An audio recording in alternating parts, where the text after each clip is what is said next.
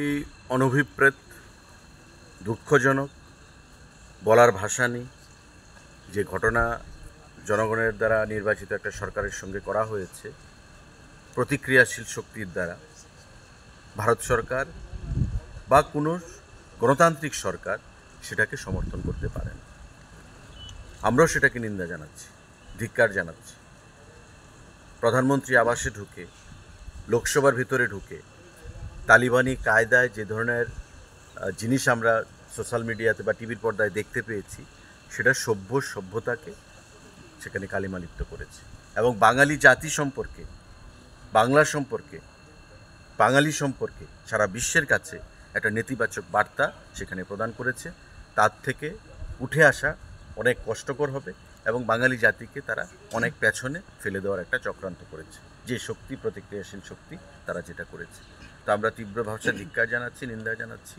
এবং আমাদের দেশের সরকারও বরাবর আমরা চেয়েছি বা আমরা চাই, আমাদের প্রধানমন্ত্রী, আমাদের মুখ্যমন্ত্রী, যে বাংলাদেশ আমাদের নেবারিং কান্ট্রি হলেও কখনো বাংলাদেশকে আমরা কান্ট্রি হিসেবে ভাবি না আলাদা। আমরা ভাবি বাংলাদেশ আমাদের ভাই, আমাদের সংস্কৃতি, আমাদের পারিবারিক লোকজনের মতোই আমরা ভাবি। কারণ আমাদের সংস্কৃতি, আমাদের ভাষা, আমাদের খাদ্য, আমাদের পূর্বপুরুষের যে নারীর টান বাংলাদেশের সঙ্গে, সেটা সবসময় থাকবে, বিগত দিনেও ছিল। তো স্বাভাবিকভাবেই কাঁটাতারের বেড়া আমাদেরকে আলাদা করলেও আমাদের মানসিকভাবে, মনের দিক থেকে আমরা আলাদা নই। কিন্তু যে ঘটনাটা ঘটেছে সেটা একটা বৈদেশিক শক্তি কিছু মিলে ভারতবর্ষের সঙ্গে বাংলাদেশের যে সম্পর্ক, সেটাকে নষ্ট করার জন্য সে চক্রান্ত করেছে। সময় বলবে আগামী দিনে বাংলাদেশ এবং ভারতের সম্পর্ক কোথায় যাবে।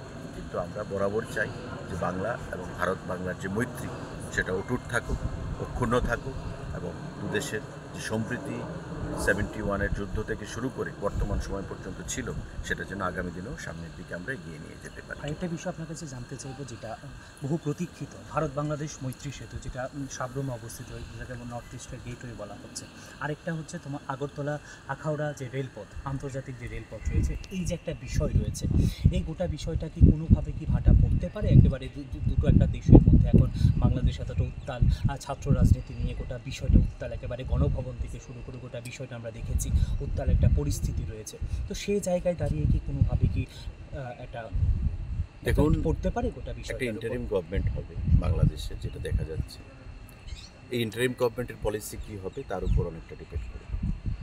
আমরা ভারতবর্ষ থেকে কখনো কোনো বৈদেশিক শক্তির সাথে নেতিবাচক ভূমিকা নিয়ে কখনো আমাদের দেশ এগোয়নি। আমাদের দেশ বরাবরই বলে, আমাদের সরকার, যে বসুধৈব কুটুম্বকম, the world is my family, সারা বিশ্ব আমার কুটুম্ব। আমার যেন কারোর সঙ্গে কোনো শত্রুতা না থাকে, সেটাই আমাদের লক্ষ্য। এখন বাংলাদেশকে ভাবতে হবে, বাংলাদেশের নতুন সরকারকে ভাবতে হবে যে তারা ভারতের সঙ্গে সম্পর্ককে কোন জায়গায় নিয়ে যেতে চায়। তো স্বাভাবিকভাবে এটা একটা কাঙ্ক্ষিত প্রজেক্ট, আখাউড়ার আমাদের যে নিশ্চিন্দপুর মানে রেল যে প্রজেক্ট, সাবরুমের মৈত্রী সেতু, সেখানে আইসিপি আছে, মৈত্রী সেতু শুরু হওয়ার কথা ছিল। আমাদের আগরতলা থেকে চিটাগং পর্যন্ত ইন্টারন্যাশনাল ফ্লাইট কানেক্টিভিটি, সমস্ত কিছু মনে হচ্ছে আপাত দৃষ্টিতে যে থমকে গেছে। কিন্তু আমার দৃঢ় বিশ্বাস যে দুদেশের সরকার সে বিষয় নিয়ে আন্তরিকভাবে প্রচেষ্টা গ্রহণ করবে এবং আগামী দিনে বাংলাদেশ সরকারের যে নতুন যিনি মুখিয়া হবেন বা ইন্টারিম যে গভর্নমেন্ট, সেটা বিগত সরকারের যে অসম্পূর্ণ কাজগুলো, সেগুলোকে সামনের দিকে এগিয়ে নিয়ে যাবে এবং মানুষের উন্নয়নের জন্য, দেশের উন্নয়নের জন্য যা পদক্ষেপ প্রয়োজনীয়, সেই সমস্ত পদক্ষেপ গ্রহণ করবে। আরেকটা বিষয়, প্রাক্তন বিধায়ক পবিত্র গৌর অভিযোগ করেন যে এই নির্বাচন নয়,